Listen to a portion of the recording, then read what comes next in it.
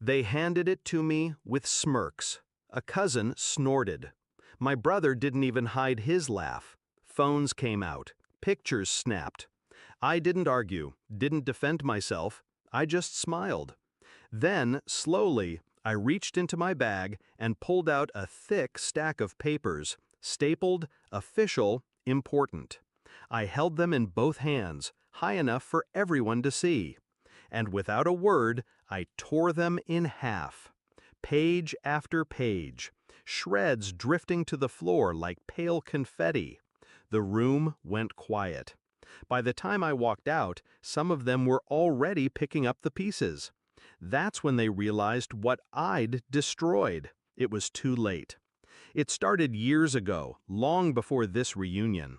Family, they call it. I call it a chain I've been dragging since birth. The insults were never direct at first, just little cuts. You could have done better. Why can't you be more like your brother? The bar was always moving, always just beyond my reach. But I kept showing up.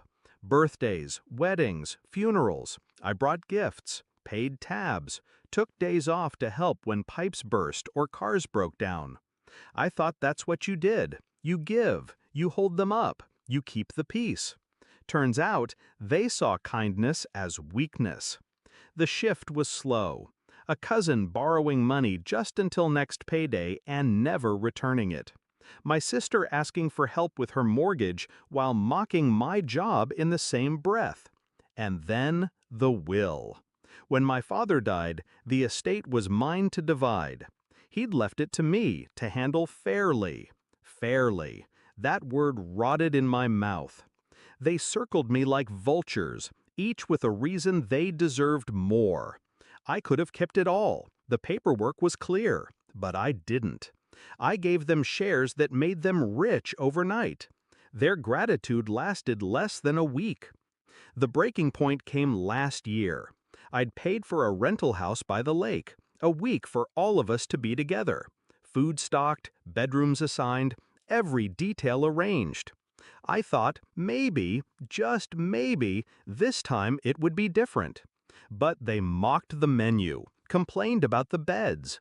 And on the third night, I overheard my brother in the kitchen laughing. He's still trying to buy our love. Someone else replied, cheaper than therapy. I didn't walk in. I didn't shout. I just stood in the hallway, the light from the fridge spilling across the floor, and I made a decision. No more. The will, the trust, the business shares. I'd been holding the paperwork for years, controlling interests, property deeds, bank authorizations, things they'd never bothered to understand. They assumed I'd keep managing it forever, like some unpaid servant. I could have sold it quietly, transferred ownership without a word. But that wasn't enough. I wanted them to see it happen. I wanted the moment to burn into their memories. So when the invitation for the family reunion arrived, a thinly veiled excuse to drink on my dime, I accepted. I told them I'd bring something important. The day came. I walked into the hall they'd rented. Long tables lined with food. A banner on the wall. Family forever. And then the shirts. Handed out like party favors. Mine, the joke, got the biggest laugh. My brother actually wiped tears from his eyes. I slipped the t-shirt over my head. The cotton clung to my skin, hot under the fluorescent lights. I smiled. Then I reached into my bag. The papers were thick in my hands. The trust documents, the property titles, the business contracts. Every signature I'd ever given to protect them.